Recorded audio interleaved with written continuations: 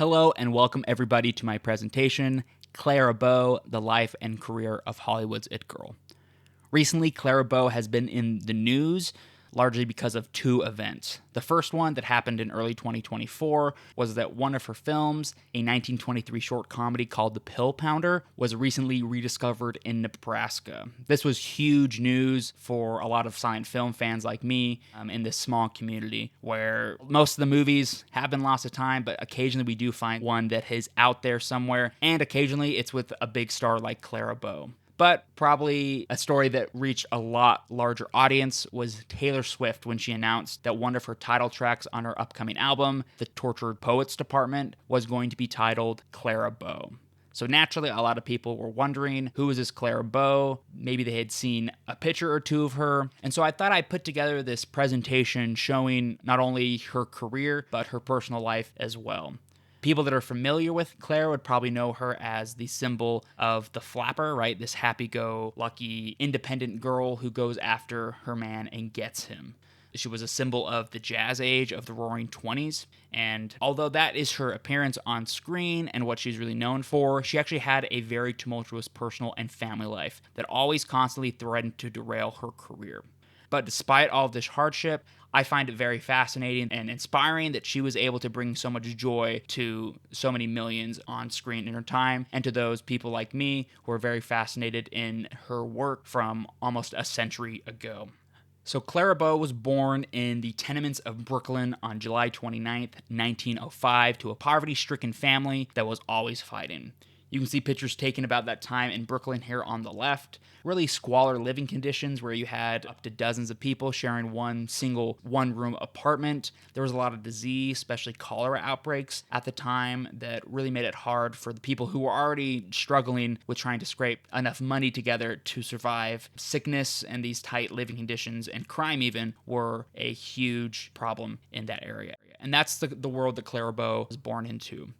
Previously to her birth, her mother Sarah had given birth to two children, but both of them did not survive a week. So when she was giving birth to Clara in the hot weeks of the summer in late July, she thought that she and her daughter would not survive.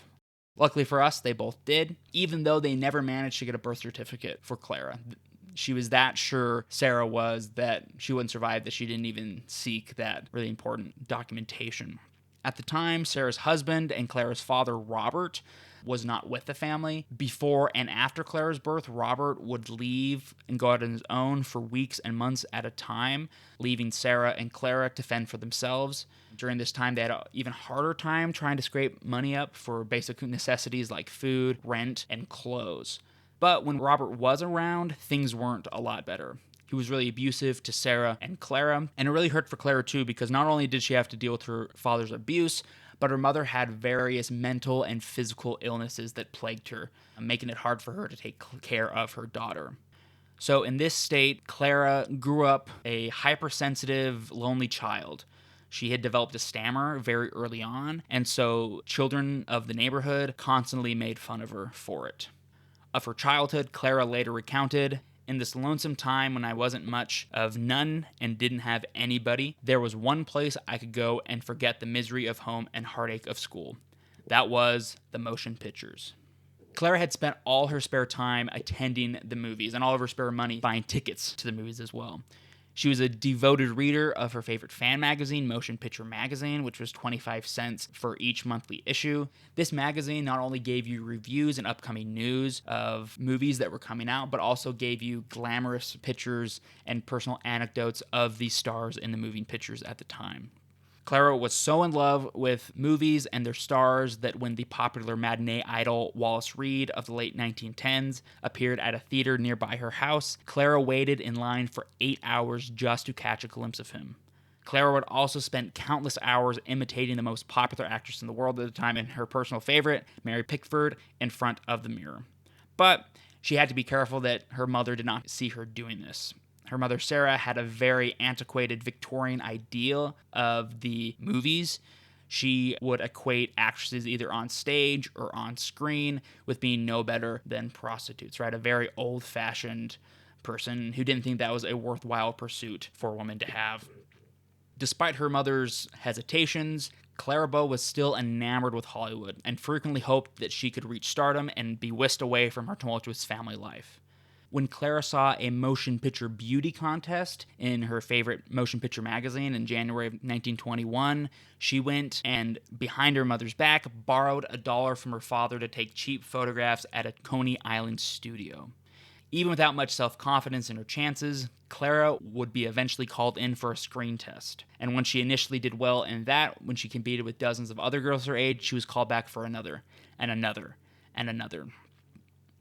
By January of 1922, she had been invited to 5 different screen tests and had done a great job in all of them. Even though she had done well, it was much to her surprise that when she bought her 1922 motion picture magazine, that she was declared the winner. Describing Clara, the magazine says, "The winner is Clara Bow.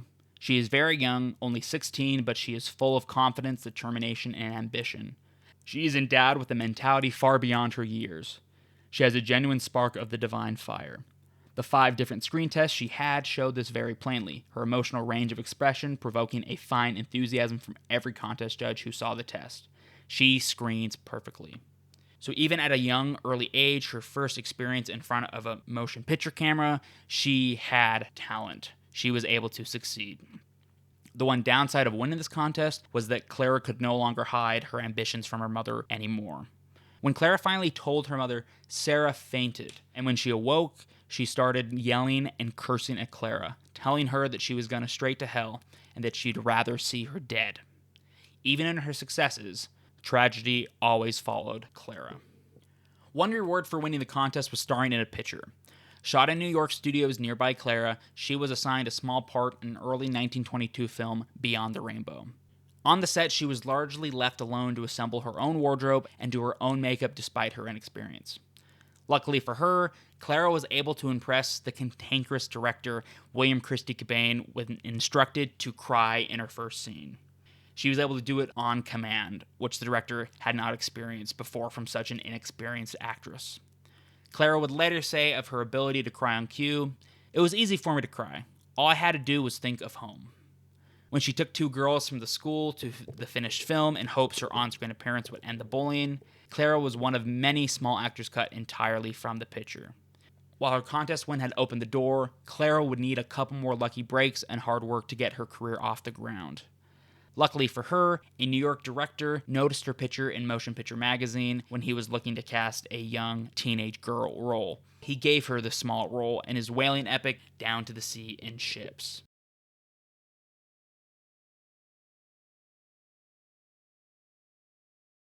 However, the director loved her so much he expanded her character into a more substantial supporting role. When the soapy melodrama hit screens in 1922, it was largely panned by critics. Yet, there was 2 things that critics universally lauded. First, the realistic whaling scenes that Clifton had shot for the picture, and second, a spunky young Clara Bow. All the time that Clara had been working to break into the motion picture business and started to find success, her mother's condition continued to worsen. Sarah lapsed into more and more violent spells, many in which she would physically assault her daughter. Robert Bow would eventually commit her mother to an asylum where she would die a year later, after one episode went too far. Sarah, holding a knife, held it up to Clara's throat while she was asleep in bed, threatening that she would kill her because it would be better for her to be dead than to keep appearing on screen. Sarah's abusive behavior and death left Clara with a deep psychological scar that Clara would never fully recover from, even in her adulthood. Amidst her tragic family life, however, Clara's rave reviews from Down to the Sea and Ships brought Bow a growing trickle of work, playing young ingenue characters in the New York business. After a half a dozen pictures there, Clara would get her call out to Hollywood with a contract at the small independent Preferred Pictures production company. Placed in a succession of low-budget vehicles, first in supporting and quickly lead roles, her producers quickly realized 2 things. First, Clara had immeasurable talent and broad appeal to young audiences. Second, they could exploit their young, poor, and inexperienced rising star for easy money. Preferred Pictures president B.P. Schulberg paid Clara $750 a week, while loaning her out to other studios and receiving over $3,000 a week. Despite being overworked, underpaid, exploited, and placed in low-budget formulaic pictures, Clara used these years to define her screen character and establish her charisma during this era. One reviewer would describe this era of her career best by saying, "Clara Bow lingers in the eye after the picture has gone." Even if many of her pictures during this time weren't the greatest, Clara was always at the top of her game. And even if she was in a bad picture, she would be the one thing that you would remember long after seeing it. Unlike the many bashful female stars that came before her and reflected more traditional Puritan Victorian values, Bow openly flaunted her sexuality, unabashedly pursuing several men and enjoying it, without receiving any punishment for this at the end of the film. Her characters mimicked her own personal reputation off screen that slowly built up in Hollywood, falling in love with co-stars and maintaining her laissez-faire sexuality and partying ways, even while in relationships and engagement with other men. Even if some in the film industry thought that Clara exhibited loose morals, this image only helped her at the box office. Now an established presence in Hollywood, the prestigious Paramount Studios reached out and signed Bow to a lucrative contract in 1926. Working with a big studio willing to spend time and money to make prestige films, Bow would convert her steady career into becoming Hollywood's most popular star. Starting at Paramount in 1926, she starred in a variety of movies, such as in romantic comedies like Man Trap, straight melodramas like Children of Divorce, and even war epics, like in the World War I prestige drama and first Best Picture winning film, Wings, in which she played the love interest of a soldier. But her biggest triumph that would forever solidify her in the pantheon of screen personalities and talent was her movie It. And no, not the one with the clown, the romantic comedy from the 1920s. The box office smash of 1927, It had got its name from a 1920s equivalent of a social influencer, Eleanor Glyn. Glyn, in her 1926 novelette, had popularized the term It, which essentially meant sex appeal. With It, Glyn would say, "You win all men if you are a woman, and all women if you are a man. It can be a quality of the mind as well as a physical attraction."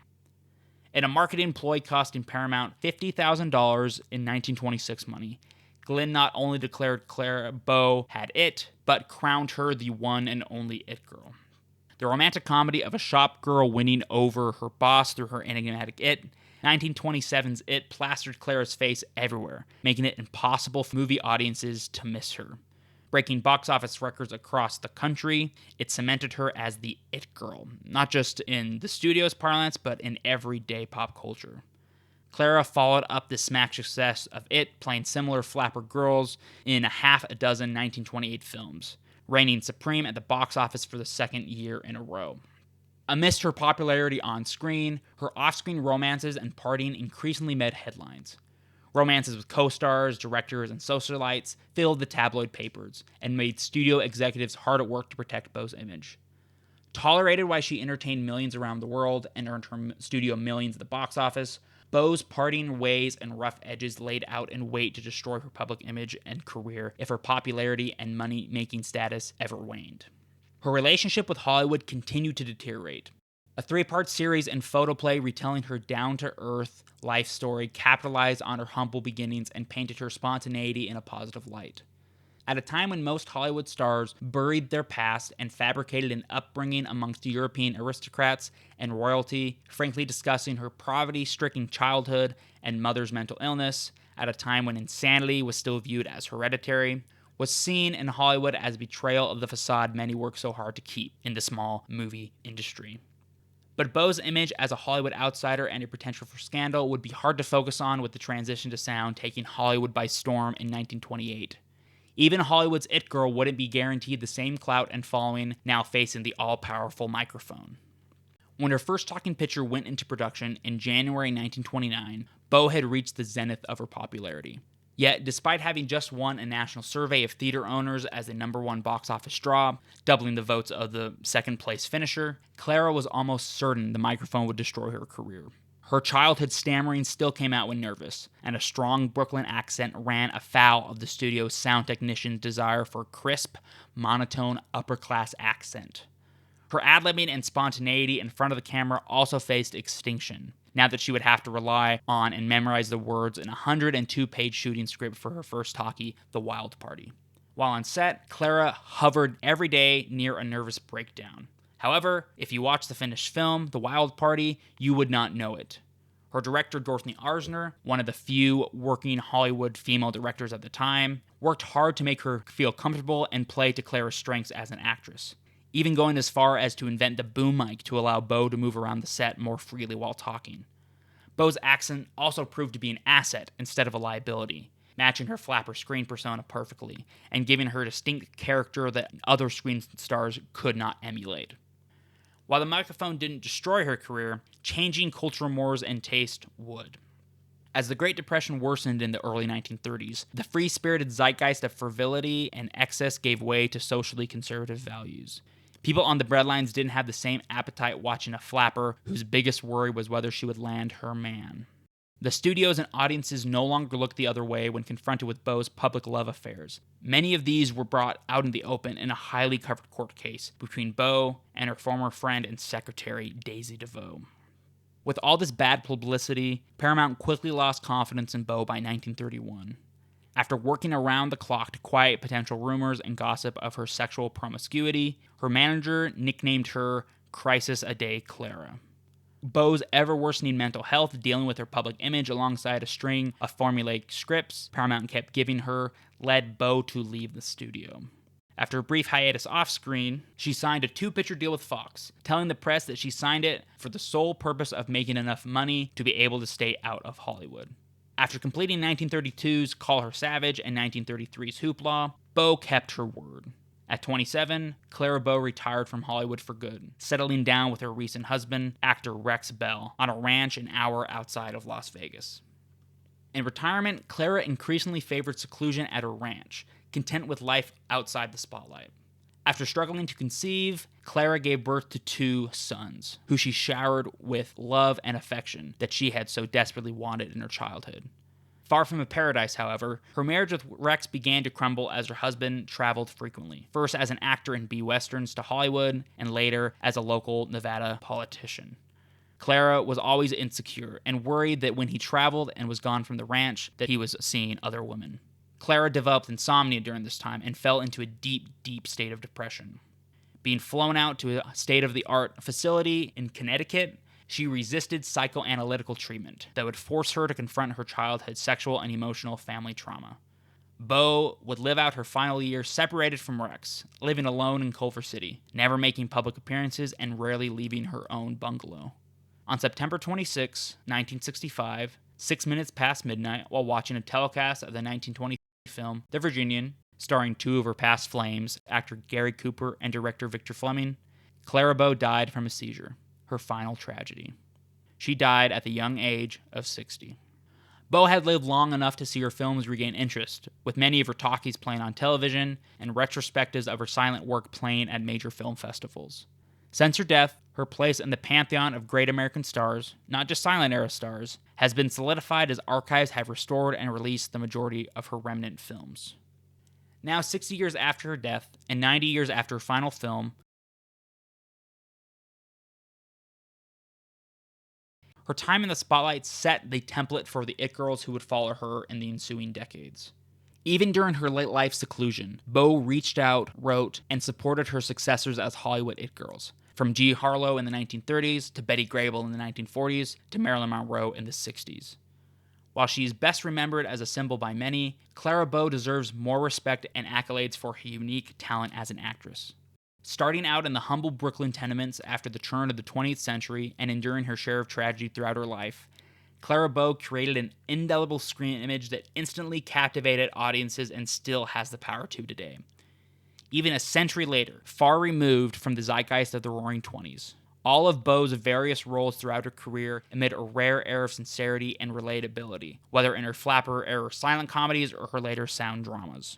Just as they would with other Hollywood beauties such as Marilyn Monroe, many in the film industry have dismissed Clara Bow's talent, assuming her career excelled on her beauty alone. What a rash mistake that would be to make. Few in all of Hollywood history have managed to match Clara's intensity and acting ability. Remaining natural in front of the camera still vexes actors to this day, not to even mention the difficulty of pulling off comedy successfully, not just for her contemporary audiences, but for modern-day viewers as well. Simply put, when Clara Bow's characters laugh on screen, we laugh with them. When they cry, we tear up. When they dance, we tap along even if we can't hear the music. Clara Bow, a shy, poor little girl from Brooklyn, excelled at it all and left her immortal mark in just a decade on screen.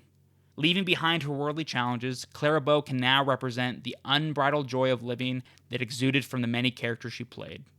As her son Tony once told Clara Bow's biographer, "The It Girl was who Clara wished she were like. With her films as her legacy, that wish has finally been granted." Thank you all for watching my video presentation. Go ahead and click on the like button if you enjoyed the video, and make sure to share it with others on social media or with any friends that you might think would like the video. Also, go ahead and check out my recently published video looking at early screen censorship and the iconic 1896 film The Kiss.